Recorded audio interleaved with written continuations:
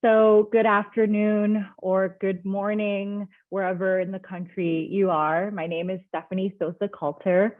I use she, her pronouns, and I am the Deputy Director for R2E2 at ACEEE.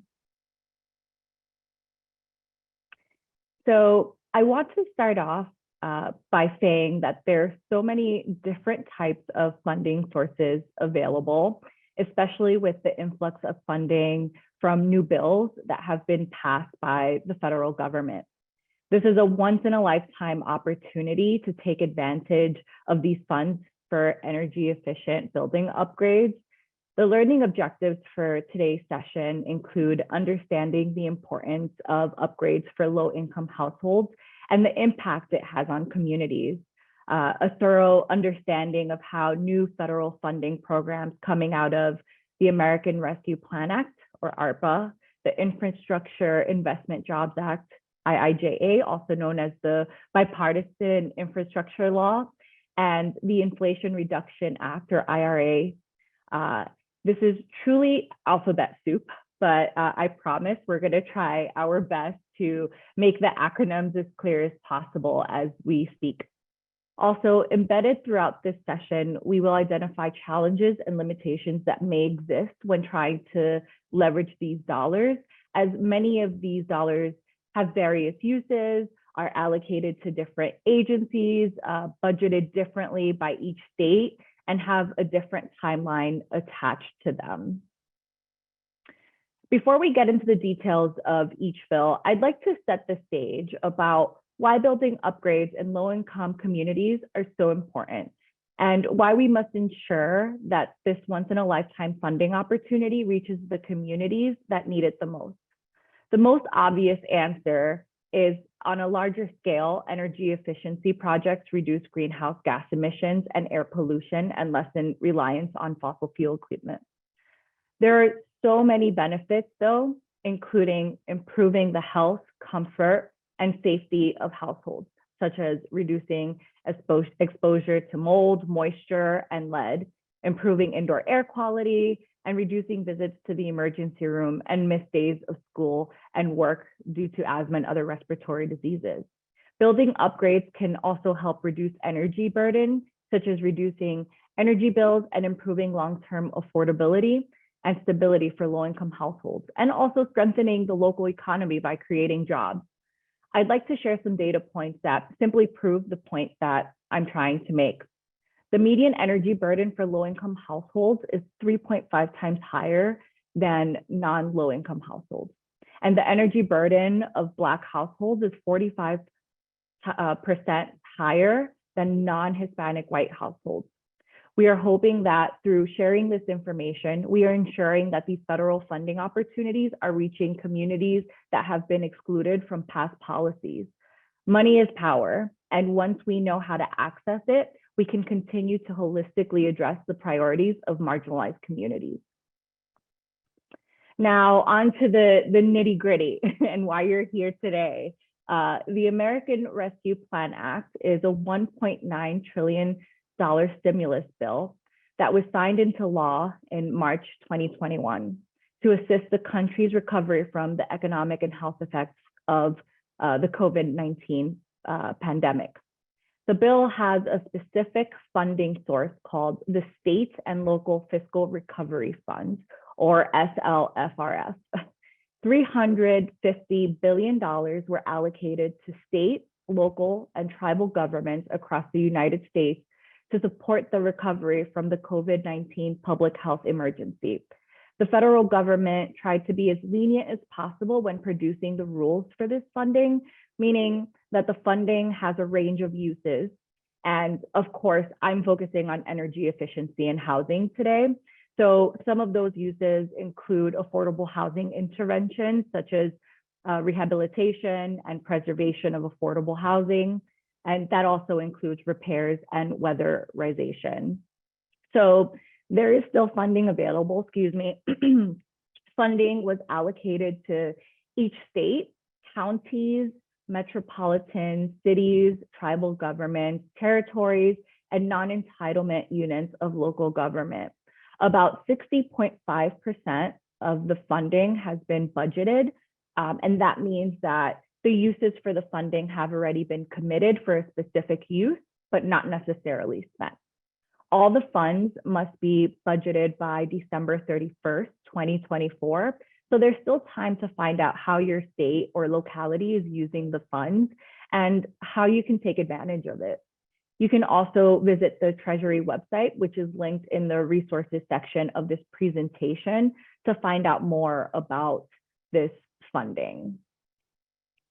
So I wanted to include this very cool tool that was designed by the National League of Cities, which is tracking how ARPA funds are being invested. It is live on their website, and you can see how funding continues to be used over time. So far, about 330 local governments are being tracked by the National League of Cities, and there are 7,527 projects being worked on, and about $39.3 billion that have been used. And of course, as you look at this, it's not all for like energy efficiency and housing projects, but you can see what the breakdown is here and what the priorities of cities have been with this funding. So I wanted to share a case study of how these funds are being used, and I wanted to highlight Connecticut Department of Energy and Environmental Protection, also known as Connecticut DEEP. On April of 2021, Connecticut put forward the Connecticut Plan for the American Rescue Plan Act of 2021. To quote the plan directly, this is a roadmap for a transformative, equitable, and healthy recovery for the state. The plan includes how they budgeted ARPA funding for various initiatives, including COVID-19 testing and vaccinations, broadband, education, economic growth, and of course, energy efficiency. And like I said earlier, the funding can be used for many different purposes. Connecticut DEEP allocated $7 million over 3 years to the Health and Safety Barrier Remediation Program, which is set to serve approximately 875 homes. This program will address home and safety barriers such as asbestos, mold, and gas leaks that have prevented households from doing weatherization work in their homes, which accounts for about 30% of the households in Connecticut. The program is expected to unlock over $1 million in home energy solutions utility co-investment for weatherization services, which will have a $1.6 million lifetime energy savings for income eligible households, which is rather impressive. Connecticut DEEP is also going to leverage funding incentives to work in conjunction with this plan, such as weatherization assistance program funding, and working with green banks and the Connecticut Finance Authority and other state agencies. Now that IIJA and IRA are out, who knows how else they are planning on reaching their goals. So now to wrap up on ARPA funding, I'd like to turn it to all of you and learn a bit more about your experiences and knowledge of ARPA funding. If you are familiar with any energy and housing projects or initiatives in your community that are using ARPA dollars, can you share some examples in the chat? Please take about a minute or so to respond, and you can have conversations in the chat as we transition over to the Infrastructure Investment and Jobs Act. And I can't see the chat, but I believe that someone will be putting the question in the chat so you can refer back to it when you're trying to answer.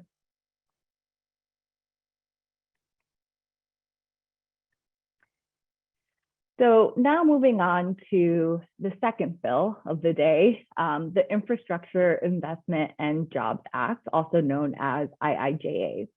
It is a $1.2 trillion bill that was signed into law to help grow the economy, create jobs, and make the economy more sustainable, resilient, and just. Various energy efficiency programs were allocated funding through this bill, including appropriations for the Weatherization Assistance Program, WAP, the Low Income Home Energy Assistance Program, or LIHEAP, the State Energy Program, Energy Efficiency Revolving Loan Capitalization Grant Program, and the Energy Efficiency and Conservation Grant. Funding is still available for programs. Of course, funding amounts range by state, and some of the budgeting dates for some programs has already passed. Each agency that manages the funding has information with specific dates and allocation amounts on their websites. And of course, the resource section of this PowerPoint has that information. So IIJA allocated $3.5 billion to allow states to retrofit thousands of low-income homes to make them healthier and more energy efficient. The Weatherization Assistance Program funding allocation is dependent on a formula created by the federal government. So I would check in with your local governments and weatherization programs for more information about funding availability. Then we have the Low-Income Home Energy Assistance Program, or LIHEAP, where $550 million were allocated to provide assistance to reduce the costs associated with home energy bills, energy crises, weatherization, and minor energy-related home repairs.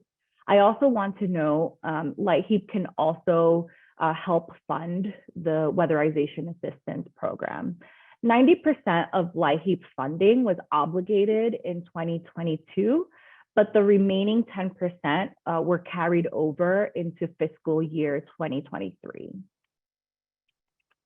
IIJA allocated $500 million to the State Energy Program to states and territories to enhance security, advance state-led energy initiatives, and maximize the benefits of energy efficiency. And there's also a technical assistance piece attached to that funding. Also, under the State Energy Program, IIJA allocated $250 million to the Energy Efficiency Revolving Loan Fund Capitalization Grant Program to state and territorial energy offices to capitalize revolving loan funds to conduct audits and finance energy efficiency improvements in residential and commercial building sectors. The deadline for states to apply for funding, it goes through through April 21st of 2023 through the Department of Energy. Lastly, IIJA allocated $550 million in energy efficiency and conservation block grants to cities, communities, states, U.S. territories, and Indian tribes to develop, promote, implement, and manage energy efficiency, renewable energy conservation, and zero emission transportation projects. About 98% of the funding was allocated via formula, like most funding for IIJA, but about $8 million will be available via competitive process. And applications were actually due earlier in January. I believe it was January 13th. But if you'd like to learn more about how to access and use EECBG funds, the Department of Energy will be hosting an introduction series for states, local governments, and tribal governments. I think the first one takes place on January 25th. You can search it on the DOE website, but I've also included the link with the specific dates and sign up on the resource section of this presentation. So I have another prompt for you regarding IIJA. And again, the question will be posted in the chat as we transition to the next bill. So the question is, how does your state local government plan to use IIJA funding for energy efficiency projects in your community? Or how would you like to see this funding be spent on energy efficiency projects? And definitely feel free to answer both questions or one of the questions. And hopefully this sparks a great conversation between all of the participants. So I will pass it on to Jamal to introduce himself and to speak about the Inflation Reduction Act.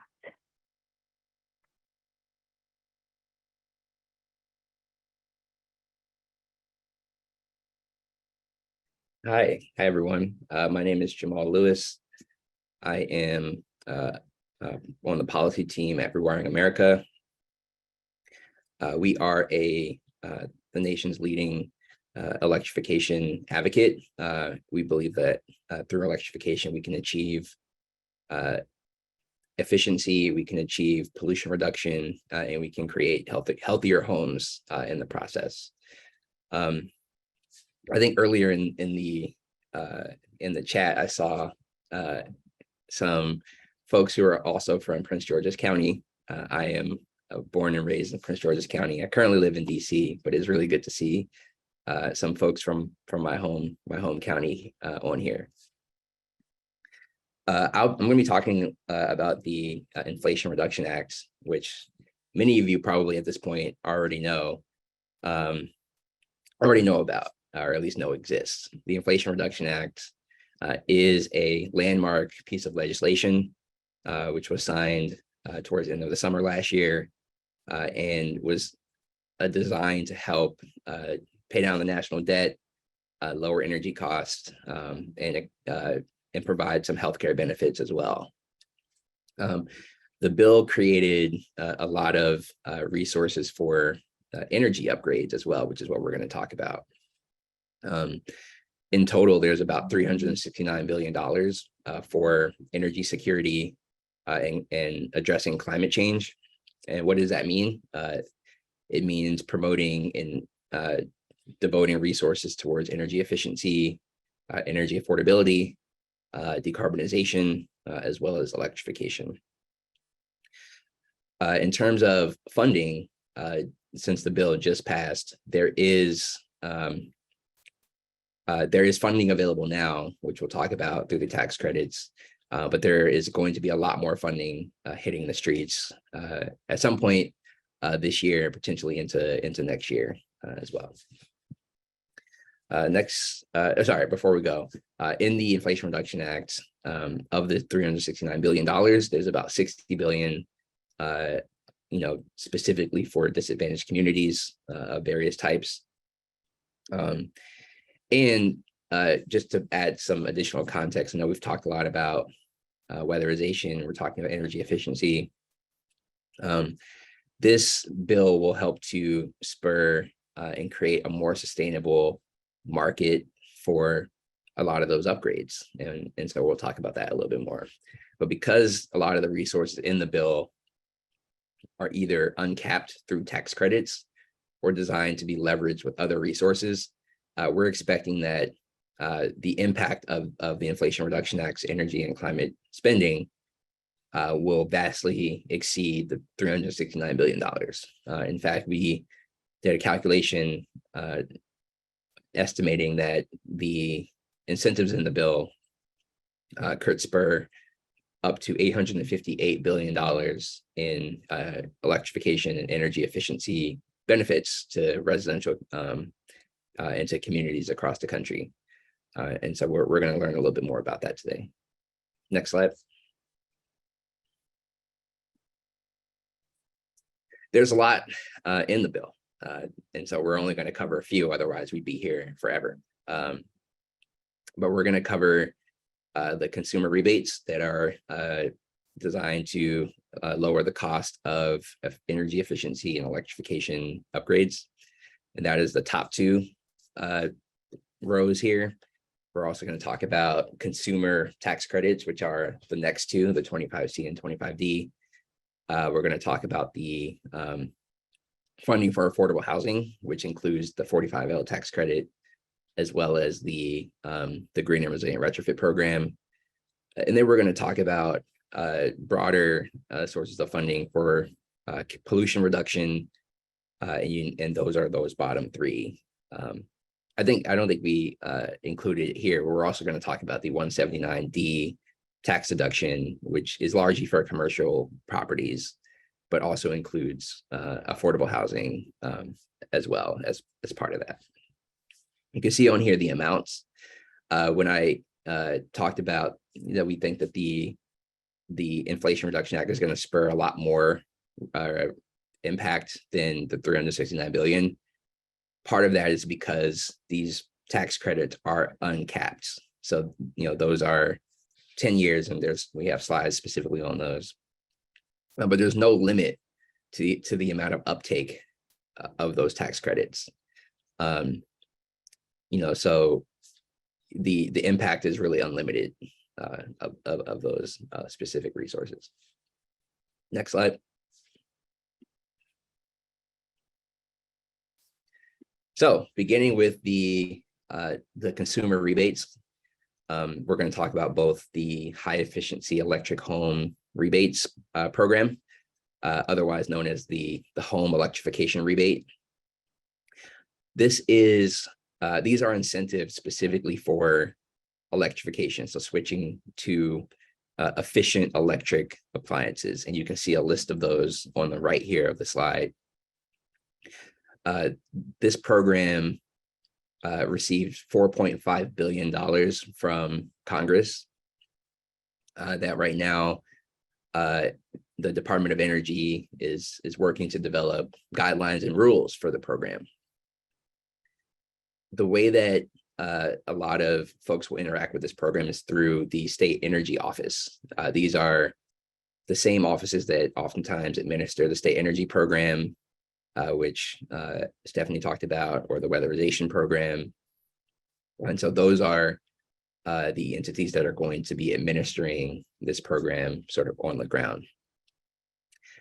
The electrification rebates are point of sale, which means, when you typically think about a rebate, you're thinking, I think about having to put forth upfront capital and then receive a rebate maybe in the mail, 2 or 3 weeks later.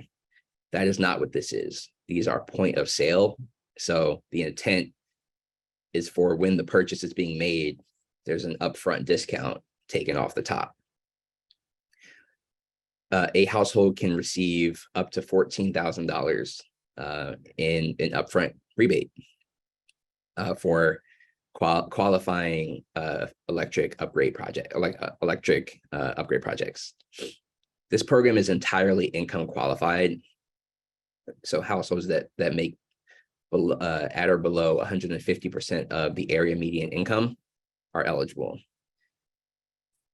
In terms of the amount of incentives, households that make below 80% of the area median income, which is a term that HUD often uses to determine income eligibility in different areas, recognizing that the average income in New York City is going to be different than the average income maybe in Durham, North Carolina. So the area median income metric is designed to account for that. Those households making below 80% of area median income are eligible for for 100% of the cost covered up to $14,000.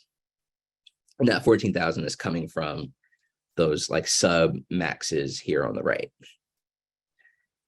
Households making between 80 and 150% of area median income are eligible for 50% of the cost covered, up to $14,000.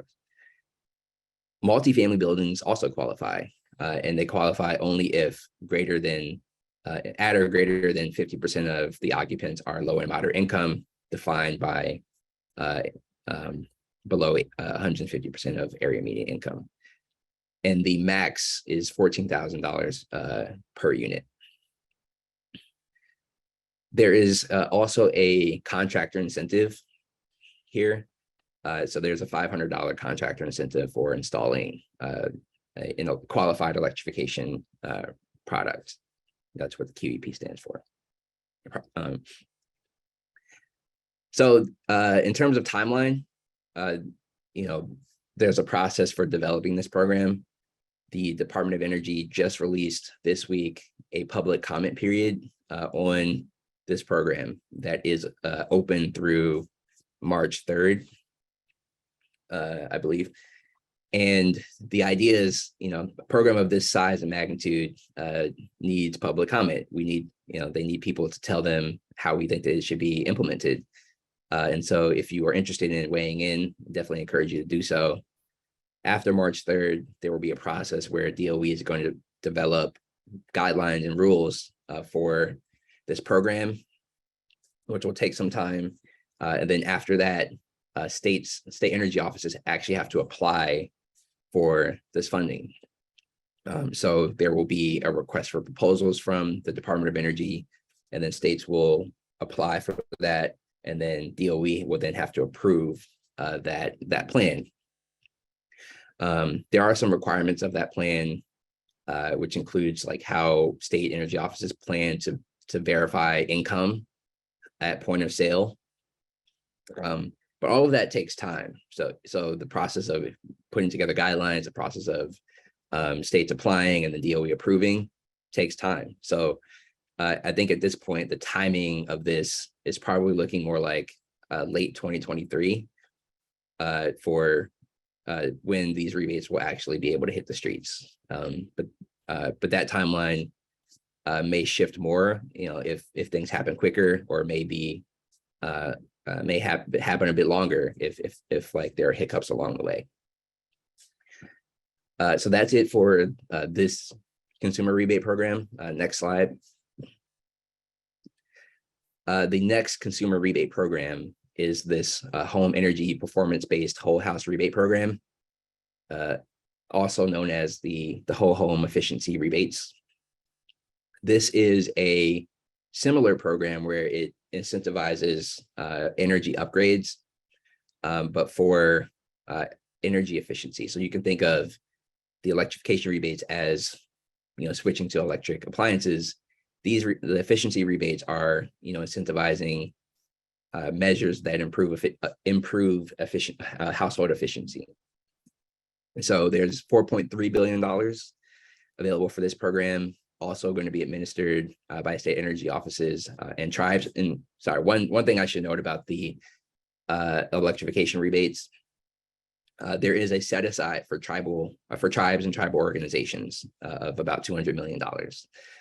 So as state energy offices are receiving funds, there's also a pot of funding for tribes. And if you are a tribe or work with tribes, I think it's really important that you weigh in on the implementation of that set aside. Both the whole home efficiency rebates and the electrification rebates are going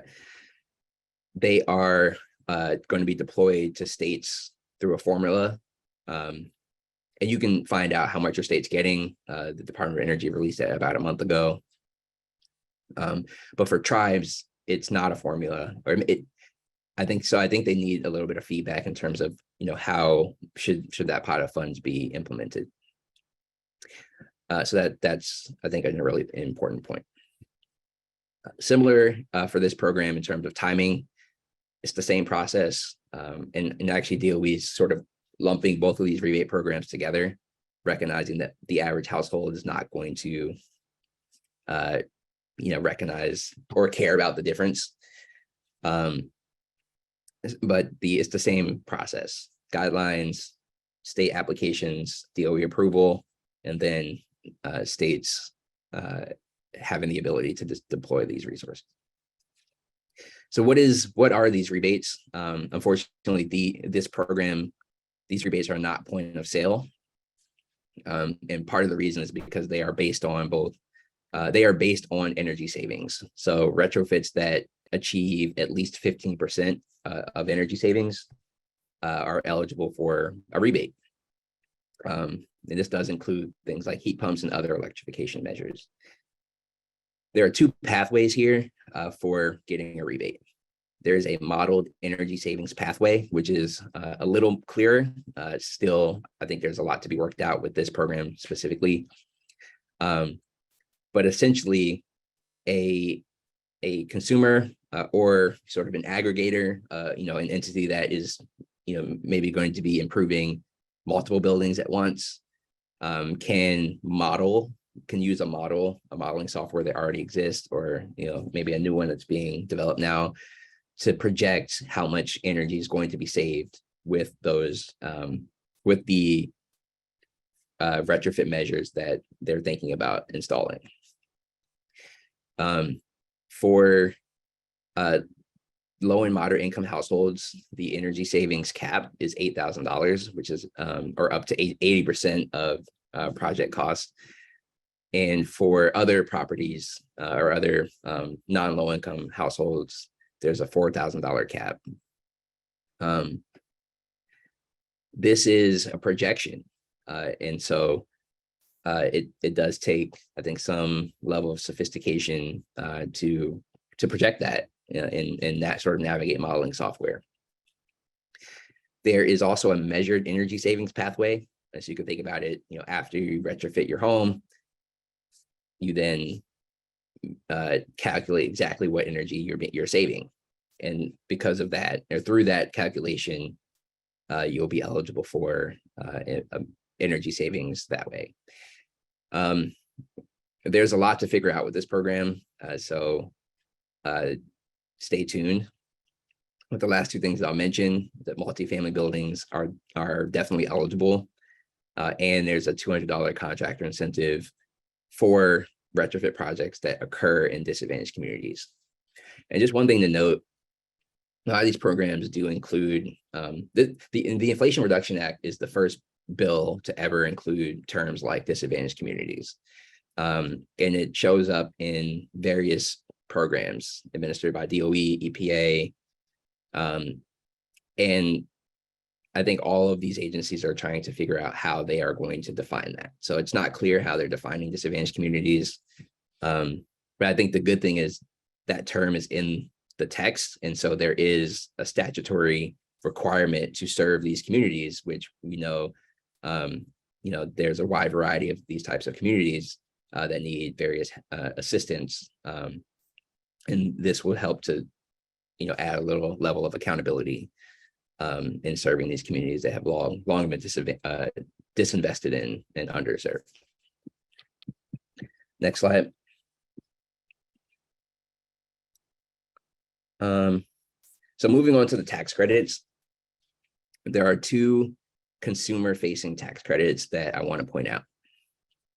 25C, which is you can think about the 25C tax credit as like appliances or other like energy efficiency measures. The 25D tax credit is largely for like on-site energy production. So solar, geothermal heat pumps, battery storage. For 25C, things like heat pumps, electric heat pumps, heat pump water heaters, also insulation, door and window replacement. And these are tax credits. So, and that just became online January 1st of this year. So any upgrade, any of those upgrades that you make this year in 2023, assuming that you have sufficient tax liability, can claim a tax credit when you file your taxes in 2024. The 25C tax credit, both tax credits were existing and have been extended through 2031.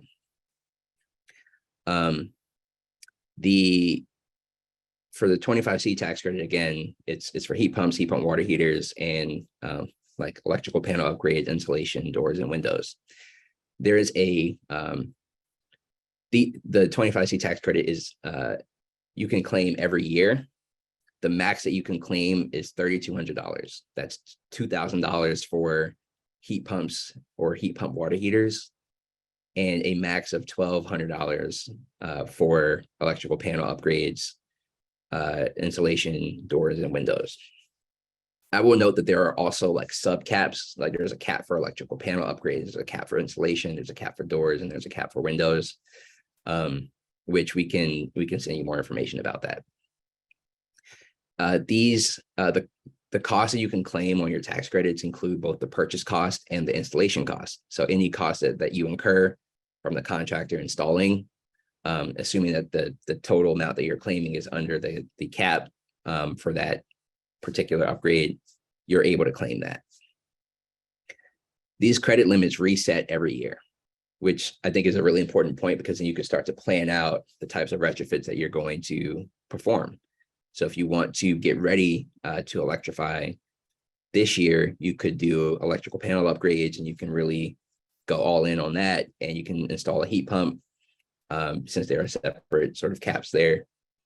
But then next year you can do your heat pump, water heater, you can do doors, windows, and you can keep going until until you complete your retrofit projects.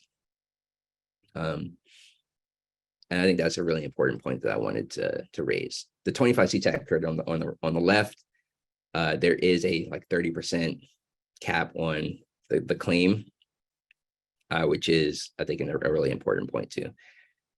On the contrary, the 25D tax credit, there is no cap. So you can claim up to 30%, but there's no limit. Like, if depending on what the cost is, you can claim 30% of that cost on when you're filing your taxes. That also includes purchase and installation cost. And there is a carry forward. So if you want to, if you don't want to claim it all at once, you can sort of carry forward those claims into future years. These tax credits are really important because, up until this point, there really hasn't been an attractive way of scaling up energy efficiency retrofits across the country. Even though, these resources have existed, the limits have increased, and there's more of a, I think these incentives are more attractive to the average homeowner to make these retrofits. Largely what has existed has been programs that have had to be re-upped and renewed, every year through utilities or through the Weatherization Assistance Program, LIHEAP. So now we have, a more sustainable way of incentivizing increases in efficiency and reductions of air pollution through electrification. There's so much in here. I'm going to circle back because I think it's an important point too. The electrification rebates are available to renters as well. So recognizing that there are some appliances that renters can, like portable heat pumps that renters can take advantage of. And we're working to make sure that those same sort of heat pumps are eligible for both of these, or the 25C tax credit at least. But Treasury has said that renters are eligible to take advantage of the 25C tax credit specifically. Next slide. Yeah, I'm trying to keep track of the chat. There is a lot of programs, and it's a lot to keep track of, but we're doing our best to follow and provide you with as much information as we can. The 45L tax credit is an incentive for increasing efficiency in multifamily housing, or in homes, increasing efficiency of homes. So homeowners, builders, developers, and investors are eligible to claim this tax credit. And this credit existed as well and was extended through the end of 2032. There are new credit amounts. So right now, these credits are tied to like a certain level of efficiency, measured by whether or not they meet the criteria for either the EPA's Energy Star program or the Department of Energy Zero Energy Ready Homes program. For multifamily, per unit, you can get up to $500 in a credit for every dwelling unit that meets the EPA's standard Energy Star standard. For the DOE Energy Ready Home standard, you can get $1,000 off in a tax credit per unit. These incentives are enhanced when there are prevailing wage and apprenticeship requirements. So you actually can multiply the tax credit by 5, basically, in order if your project meets those requirements. For single family, the limits there, the 2,500 limit and the 5,000 limit, are available too. These are really important, and what the Inflation Reduction Act also did was allow developers or investors of the low-income housing tax credit to also use this 45L tax credit to stack them both without reducing the basis. That sort of concept, I think, is more familiar among folks who are working in the affordable housing space. But for others who maybe aren't familiar, basically what it means is you can, investors and developers will now be able to have a higher standard to which they're able to build or rehabilitate projects, and be able to get more resources for that. And the idea is we could get more units of housing at a higher level, at a higher standard. Next slide. One thing that I'll cover quickly, because I don't know as much about this one, but this is the 179D building tax deduction. And these are largely for commercial buildings, but multifamily buildings, certain multifamily buildings, I think above 3 levels are eligible to claim this deduction as well. The deduction amount increases again with a higher level of efficiency. The minimum increase in efficiency is 25%, which correlates to about a 50% deduction per square foot of the property. And the max is a 50% deduction reduction or increase in efficiency, correlating to a max deduction of $1 per square foot. There's also enhanced incentives for projects meeting labor standards. When talking about the increase in efficiency, the baseline is important, and the baseline here is the ASHRAE 90.1 energy standard, which I know isn't, I know there's some concern around that standard being too low. And we're working to make sure, see if there's any pathway to raise that standard. This deduction can be transferred, and this is new, can be transferred from state and local governments, tribes, and nonprofits who are doing these upgrades to the architect and designer of those improvements. So this is designed to increase contractor capacity and or interest in performing these upgrades, knowing that they can now also receive those tax deductions. Next slide. And I think there's a few more. So I know I'm talking for a bit. Am I good on time? Hopefully I'm good on time. Yes, you're doing good on time, Jamal. Okay, thank you. The next program is the Green and Resilient Retrofit Program. This program is being administered by the Department of Housing and Urban Development. These are for, this program is meant to incentivize energy efficiency, electrification, and resilience upgrades. And these are for owners of privately owned HUD subsidized properties, HUD subsidized affordable properties, including the Section 8, 202, and 811 programs. This is really important because this is the only program that HUD received in the Inflation Reduction Act. Largely, affordable housing did not get the attention or incentives that we would have hoped, and are going to be working to see what we can get through this Congress or help to prepare for the next big opportunity.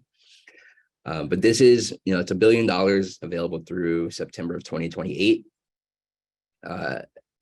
$837.5 million of that is for grants and direct loans, including an authorization to subsidize $4 billion in direct loans. So increasing the leverage that this program can receive, specifically for upgrades, efficiency, electrification, and resilience upgrades.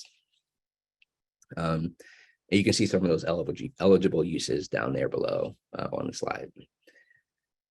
So the largest part of the 1 billion is for those direct grants and loans, but there's also $120 million for HUD to administer the program, as well as a little over $40 million for energy and water benchmarking.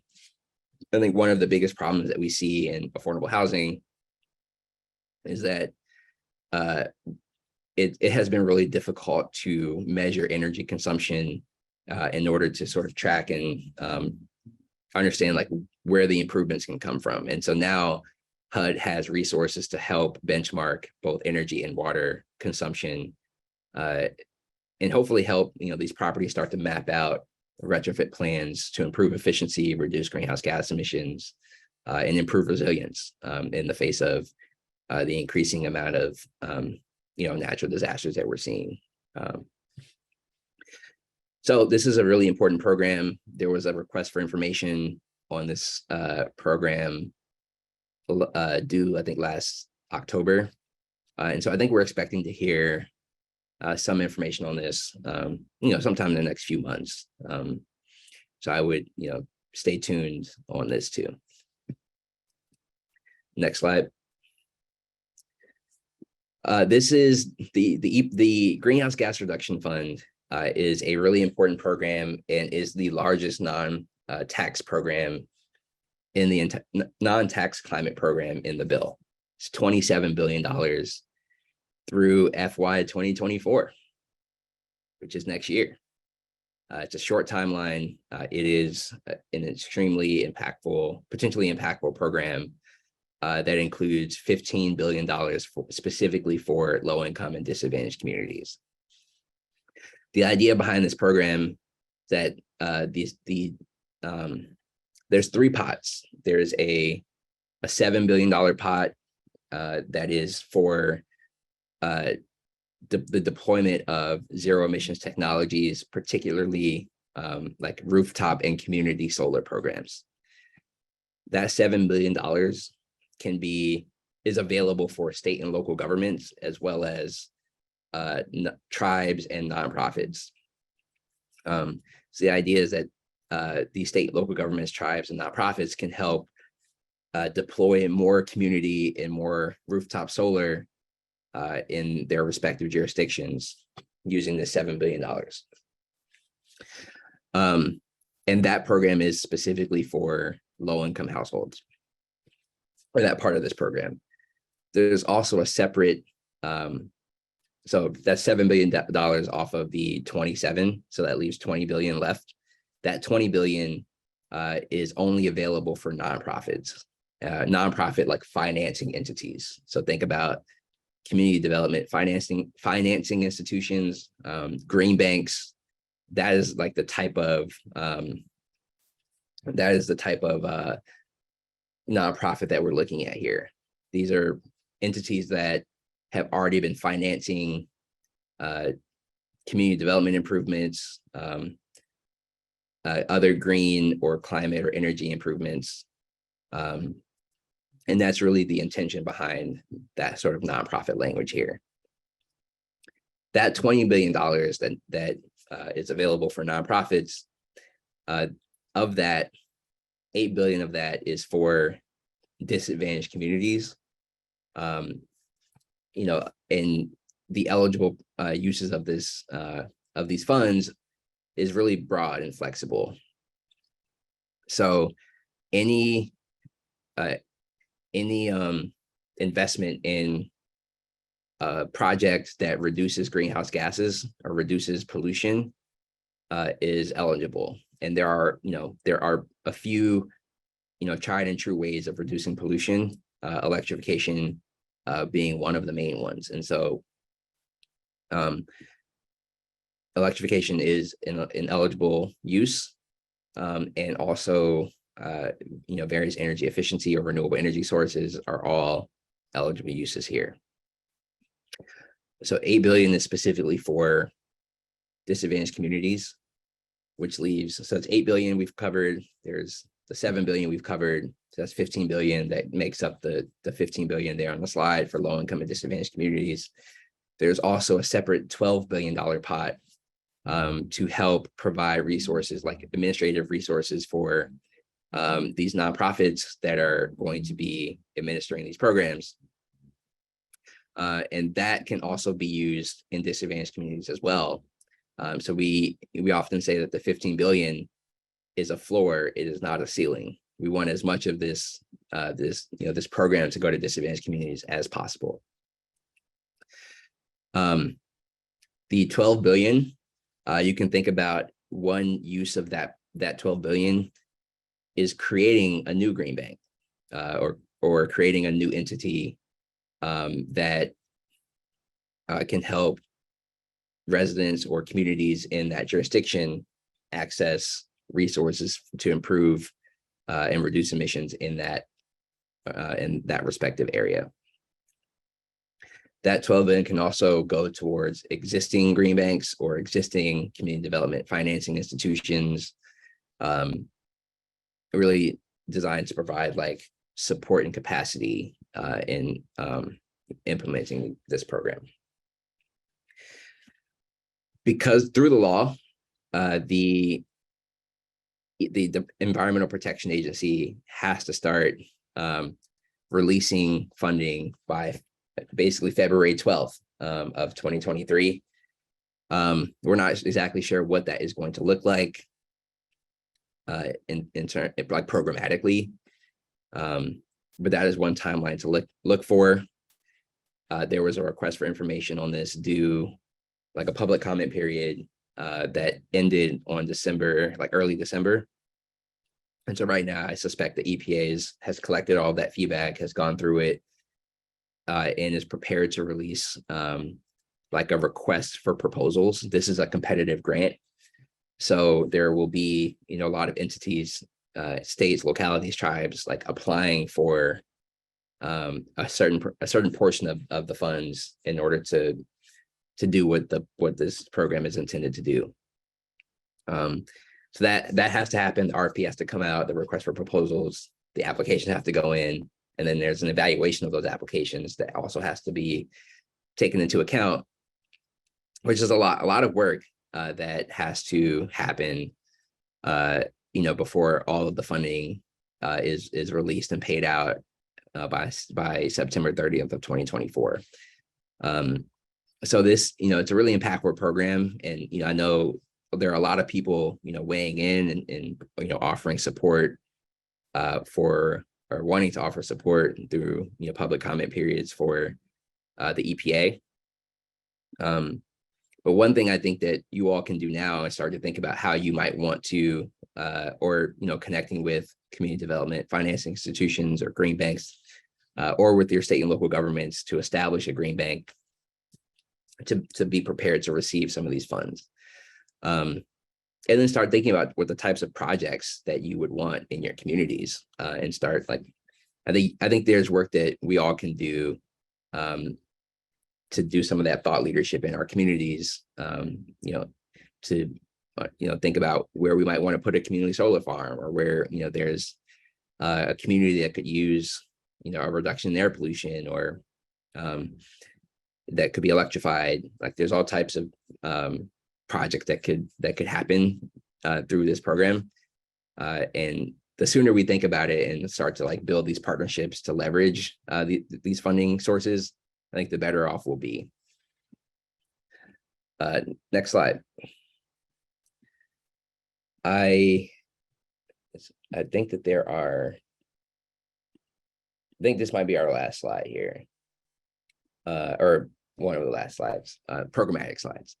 So the EPA also received two really significant and flexible sources of funding in addition to the Greenhouse Gas Reduction Fund. There's this Climate Pollution Reduction Grant, which is $5 billion to assist states, air pollution agencies, tribes, and local governments in developing and implementing climate pollution reduction strategies.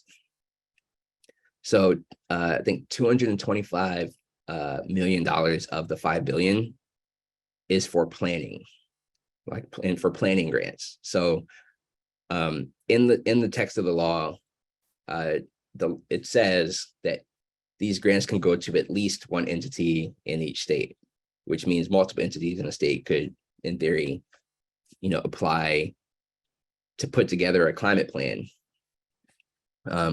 And so, in recognizing the amount of resources that will be available through the Inflation Reduction Act and through the infrastructure law and the American Rescue Plan, I think it's important that we are like mapping out and planning how each of those different funding sources can be leveraged with one another and with other resources as well, to deliver like holistic pollution reduction projects in our communities and in our states.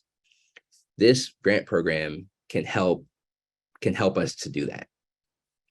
It not only provides resources for planning, but it also provides, there's $4.75 billion available for implementation of some of those strategies that you put together in that plan. These are both, this is also a competitive, the planning, I think it's a competitive grant, and I'm going to actually check on that.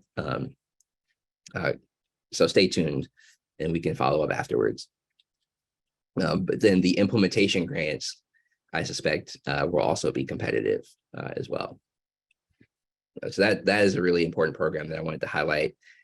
And then the final program is the Environmental and Climate Justice Block Grant, which is $2.8 billion in block grants for community-based nonprofits, other eligible partners, to address environmental justice issues, as well as climate justice issues. A portion of this funding was just, there was a request for proposals just released last week, maybe. And I think there's a notice of intent due in April for a portion of this program. This block grant program, based on what's on the EPA's website, I think will end up turning into several different programs within EPA. So it won't just be the 2.8 billion dispersed all at once or through one pathway. It is going to be split into several different EPA programs. But the intent is really to address environmental and climate justice issues that are occurring in your communities. So think about air pollution monitoring, prevention and remediation, extreme heat, climate resiliency, reducing indoor air pollution. Like those are some examples that are mentioned in the bill, but I think projects beyond those are also eligible as well. So take a look at that that program on the EPA's website. And the deadline or the timeline for this is EPA must spend the money before September 30th. And I believe there's a typo here. I actually believe it's 2026 and not 2036. And the awarded grants can last up to 3 years. So that is just a taste of what is in the bill. There is also several programs specifically for tribal communities, in addition to the electrification rebates that I mentioned in the Greenhouse Gas Reduction Fund. There's a tribal electrification program. There's there's a Native Hawaiian climate adaptation and resilience program. So there are a few tribal programs that are also in the bill. And then the EPA has programs to reduce pollution, like at ports, with schools, with us doing like greenhouse gas reporting and accounting. So there's just a lot in here. And, again, it would have taken us forever to cover everything. But these are some of the major programs that I think is really important for us to keep an eye out for. So I think we have maybe a poll that's next, right, Stephanie? Yeah. So, I know I've been talking for a while, and I think we'll put the slides out, and this is being recorded. So no worries if you don't remember everything. But we're curious, what IRA funding opportunities do you believe may be most beneficial for your community? It would be helpful for us to hear some of that.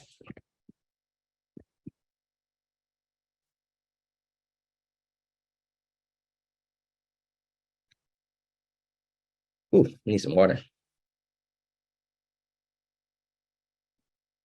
All right, yeah. And so what can you do now to prepare for these funds? Identify your priorities, budget needs, gaps in funding. I think one of the most important, thinking about the landscape of energy efficiency and electrification and like energy upgrade, like the landscape of that entire system. There is and has been gaps for a long time. Think about health and safety, pre-development, contractor training. The Inflation Reduction Act does provide some resources that can help as gap funding, or that can help address some of these other issues that have prevented, affordable housing from really maximizing the benefits, and as well as disadvantaged communities from getting the type of investment that's needed. So think about and map out what those priorities are. And I think there's a role that each of us can play to help us, our state energy offices, or our local governments, or our tribes, start thinking holistically about what we want, how we want to transform our communities for the better. So I think that there's work that we can do there. For the consumer-based incentives, Rewiring America, the organization I work for, put out a calculator. And the intent behind the calculator is to give consumers a sense for the types of resources that can be available to you and to us. We are still, there will still be, because guidelines haven't been released yet, there's still sort of, we'll have to wait in order to finalize some of those resources and information. But we really want people to start thinking about, how they can start improving, the quality and efficiency of their homes today, and start mapping out what that could look like. And so our calculator is designed to do that. There are also some other resources that City Renewables put together. We have, the slide deck is going to be really helpful in understanding the American Rescue Plan, infrastructure law, as well as IRA. You can engage with your finance departments. And, if you're interested in are wanting to know more about how to engage with the Inflation Reduction Act implementation process, feel free to reach out to me. We've been working closely with Emerald Cities Collaborative, ACEEE, and others to make sure that our voices are heard, because we care a lot about deploying these resources equitably, accessibly, and effectively.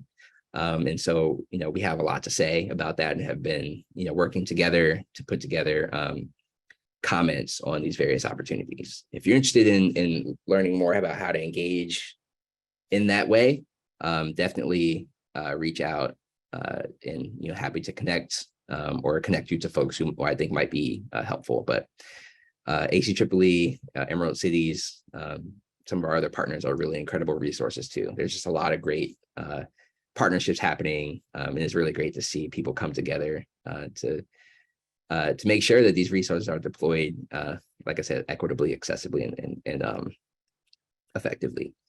So I think that is it on my end. Happy to be here, and I hope you all have a good rest of your day.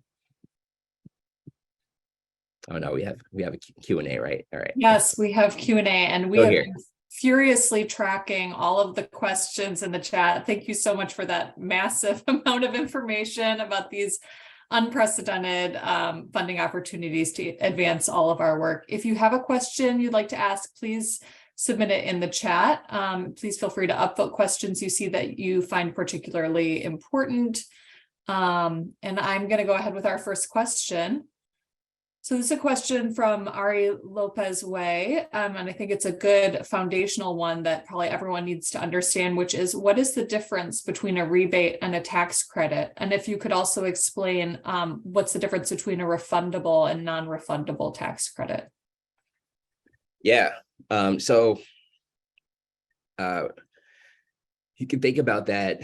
I think, many of you probably have friends or family that are, that get excited about, or, may get excited about filing their taxes because of the refund that they get. That is basically what refundability means. It means being eligible for a refund, whether or not you owe taxes. So refundability is, if you file your taxes and find out that you don't owe anything, you can still get a refund on top of that. Non-refundable means you only get the tax credit if you owe something. So, I'm thinking about the consumer tax credits for a heat pump, the max tax credit that I can get is $2,000. I would have to owe more than $2,000 in order to get that $2,000, that full $2,000 as a refund. Well, is that across the board that tax credits in these bills are non-refundable? Yeah, the vast majority of them are not refundable. And that's something that we really fought for refundability, recognizing that oftentimes low-income households do not owe enough in taxes to be able to claim these. And we knew that, and we really pushed on Congress to try to make these tax credits refundable, but they did not do that. So the vast majority are not refundable, which is really unfortunate. And then could you explain briefly what a rebate is and whether that would be more beneficial potentially for low-income residents? Yeah, a rebate is the term that's used in the law. Like I said, there are two rebate programs in the Inflation Reduction Act. There is the home electrification rebates for investments in electric upgrades. So electrical panel upgrades, rewiring, electric heat pumps, heat pump water heaters, induction stoves, all of that. That rebate program occurs at point of sale, and that is a really great distinction, because point of sale, think about that as an upfront discount. I went to CVS this morning, and I had some coupons, so I put my coupons in. It brought my total down, and I paid less for what I purchased. That is what point of sale means.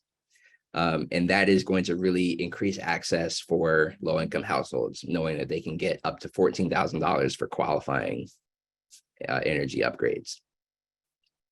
The second program, the rebate program, the whole home efficiency program, which sort of looks at the home in its entirety and thinking about how we are improving the efficiency of that home through weatherization, insulation, air sealing, window door replacement, electrification to improve efficiency of appliances. That program is not point of sale, which is going to reduce accessibility, because you have to put up the money first, and then either like model your savings or measure your savings, submit that to the state energy office or someone who will then give you your rebate, probably likely at some time after you've already paid. So that is not going to be as accessible for low-income households, but could still be meaningful. Thinking about like the modeled pathway being a way to project the energy savings to potentially get some sort of upfront discount. That program is not barred from giving upfront discounts. It's just not required in the bill. So we're trying to work with DOE and provide comments to see how we can encourage them to make that program more accessible. Is that helpful, Annika? Yeah, thanks for that, Jamal. And I did want to note, we also have some stealth experts who've been listening in from ACEEE. So we have Mark and Lowell who have been answering some questions in the chat, perhaps others, and we may be calling on them too for some of these questions that might get a little tricky. Stephanie, I think this next question is for you. It's from Joe Lang. What can we do to help our weatherization programs better implement the programs? And he notes that there are problems with contractor availability. There's a huge backlog to get work done. And then maybe others want to chime in too about what there is in any of these bills, what provisions might help with these workforce issues of not having contractors available as demand outpaces supply. Yeah, that's a great question. So I'll just start off by saying that I think anyone who has engaged with the Weatherization Assistance Program is aware of all of the challenges that exist There are plenty of barriers to entry, considering that there are a lot of health and safety issues that need to be addressed before a qualifying household can even benefit from the WAP program, which has led to a lot of backlogs. And then there are other issues such as having limited availability for contractors, and also given all of the increases in prices. And so one thing that I find particularly amazing about the ARPA state and local fiscal recovery funds is that this funding is pretty broad, and like I said, the rules are very lenient, and therefore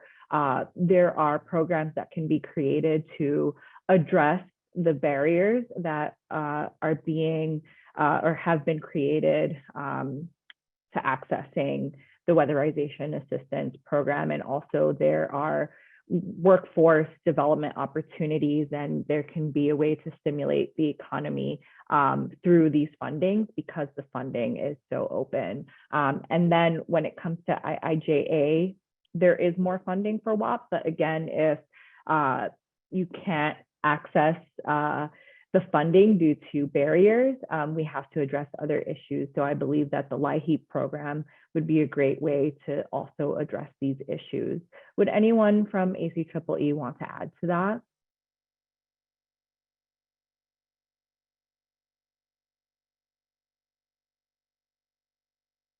Mark, Lowell, I don't know if there's anything about workforce that you wanted to highlight. Otherwise, we have plenty of questions to move on to. Just to add that there are significant dollars in the IRA for workforce, and we can share some of those links in the chat as well. That RFI is also open right now. Yeah, I think it's like 200 million that's available for workforce, and that is also for state energy offices to develop or begin to train folks in weatherization, efficiency, electrification. And like Mark said, the RFI is open right now. It closes a week from yesterday. And so if you have thoughts and want to share them, now really is a great time to do that. Send those to the Department of Energy. So we had several questions about generally eligibility. So Linda Arbogast asked a question about various provisions being available for retrofits versus new construction. Christina Carvajal asked a question about availability of these various provisions for mobile homes.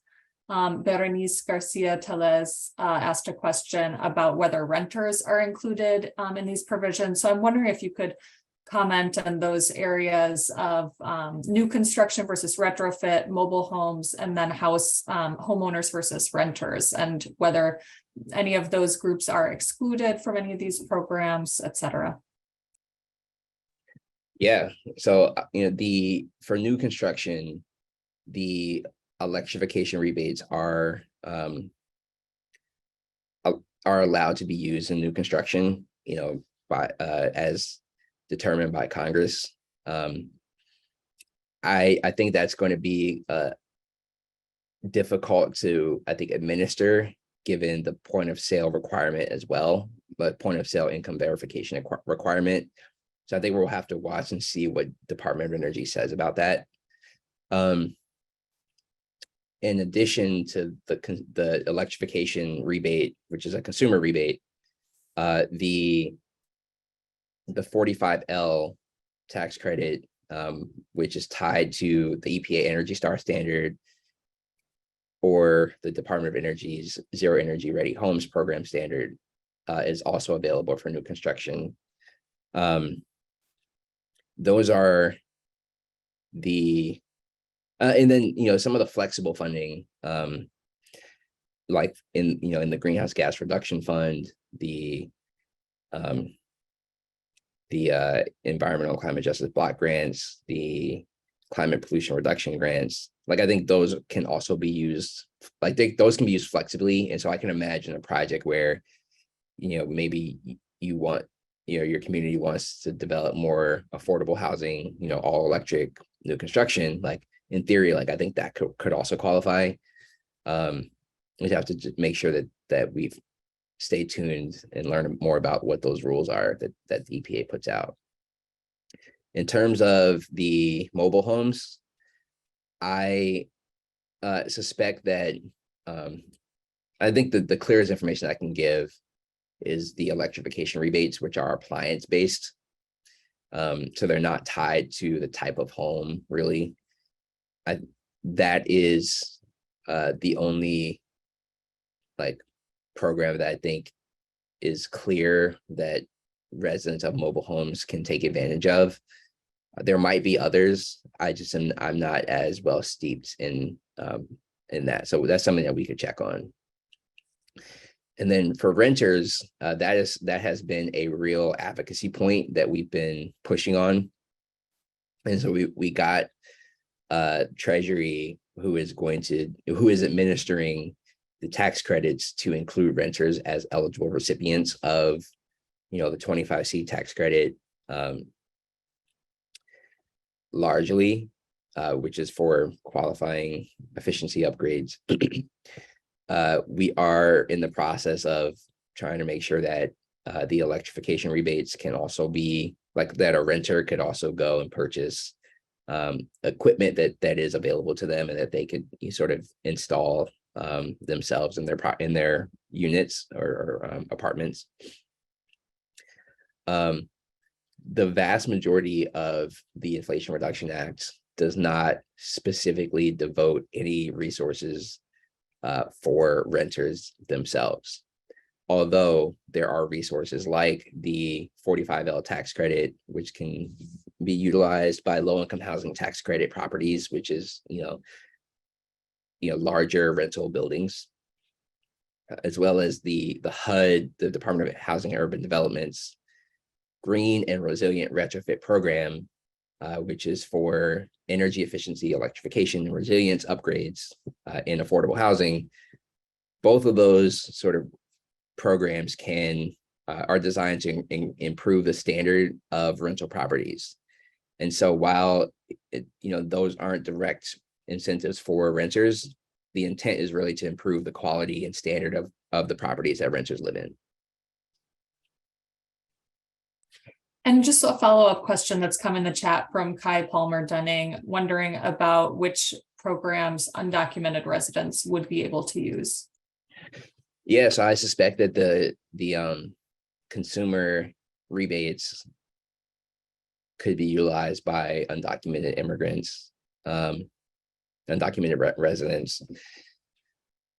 I am honestly not sure about the rest. And so I would definitely take note of that question as well as the one on mobile homes and see what type of answers we could draw up together. I'm sure that there are partners on here that are partners that we work with that will be happy to work with me and to help figure that out.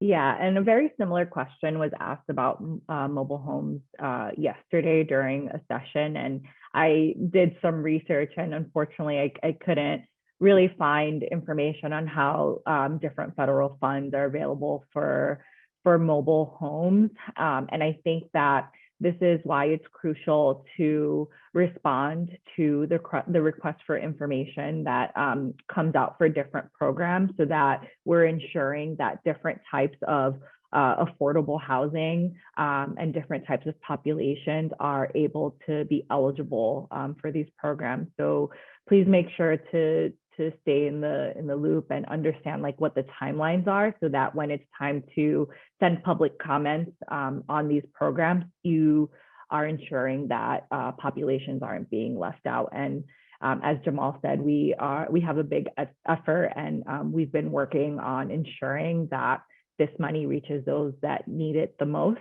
But unfortunately, there are groups that get left behind, and we don't want to see that.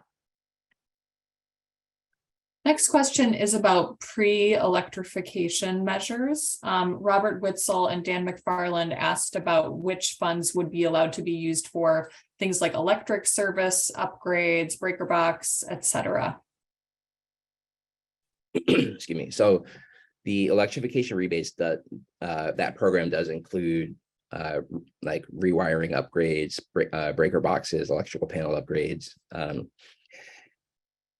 So the electrification rebates is one. The 25C tax credit also includes some funding for electrical panel upgrades as well. The 25D tax credit for geothermal heat pumps, solar, and battery storage also includes, not explicitly, but because it has been an existing tax credit, it sort of has been standard practice that any electrical upgrades that are required in order to install solar or in order to install geothermal heat pumps can also be claimed as part of that cost. And as I mentioned earlier, the 25D tax credit, it's a 30% tax credit on the cost, but there's no cap. So it doesn't matter how much it costs, you can claim 30% of that on your on your taxes. So if you include the electrical panel upgrades, the rewiring that's necessary to install those technologies, that's a pretty significant credit that you can get as a result. So those are but not refundable, right, Jamal? You have to have a tax liability. Yes. Yeah. Yes. Our next question is about just a clarification question about the Green Resilient Retrofit Program. I think, Jamal, you referenced privately owned properties being eligible for this. And I think there was a question what privately owned meant. Who are those owners? What types of owners would be eligible for applying that funding? Yeah, so in the universe of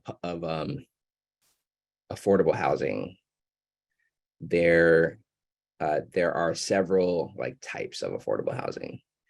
There's public housing, that you think about those large high rises in major cities across the country. Those are publicly owned properties, so those would not qualify. There are there's the Section 8 program, which are vouchers effectively. So let's say that I qualify for housing rental assistance, and I qualify to receive a housing choice voucher, which gives me the opportunity to go out and find my own apartment in any part of the area that I want to live in, which could be a row home, it could be a single family home, it could be in a large multifamily building. But my voucher would bring down my costs, the cost that I pay, and then the government would pay the rest. I would pay 30%, the government would pay the rest. Typically, those vouchers are or residents that receive those vouchers seek out privately owned properties. So, if there is a person that owns multiple properties and rents them out, that is privately owned. Or think about, some of those larger company type buildings, that is also privately owned. So those are privately owned. But they're not necessarily affordable. So the eligible properties here are affordable privately owned properties. So entities that have residents that use vouchers would qualify. And then there are also several programs at the Department of Housing and Urban Development for persons with disabilities, or with persons there's a person's housing assistance for persons with AIDS, those types of programs are also, and properties that utilize those programs are also eligible to receive resources through that Green and Resilient Retrofit Program. So Jamal, it sounds to me like privately owned might refer to for-profit or nonprofit owners who are either accepting residents with Section 8 vouchers or who have project-based Section 8 or other project-based programs they're participating in. Is that right? Yeah, it is a yes. So project based is like the assistance is tied to the unit, so that unit is like permanently affordable. But then like the Section 8 is where the affordability is tied to the individual or the household. So wherever that household moves to, they're able to take their voucher with them. So those properties have to be privately owned and or one of those situations. And there is a note in the chat where what I'm describing is eliminating a lot of BIPOC families that are disadvantaged. And yes, that is true. There's a lot of like the situation or the circumstances that we currently have in our housing, in the housing sector, like are not equitable, and quite frankly are just unjust in many ways. And there are a lot of people working to change that. So while we recognize that and are working to change it, that's what we've been given by Congress, and it's unfortunate, but like I said, we're working to try to fix that. And I will note that we're only talking here about the Green Resilient Retrofit Program, which is $1 billion out of all the funding we've been talking about today. So there are lots of other programs where folks don't need to be in, HUD subsidized housing or own HUD subsidized housing to take advantage of the programs. We are unfortunately out of time, and I have at least 20 more excellent questions to ask here. So I apologize that we can't get to more of those questions, but there was a great suggestion in the chat to create an FAQ just from the chat. And I think we're definitely going to be taking a close look at that so that we can get better at explaining what these programs do and in translating that for application in communities. So we are going to go ahead and take a break. Thank you, Jamal and Stephanie, and to everyone who's answered questions in the chat, including participants. Thank you for sharing your wisdom.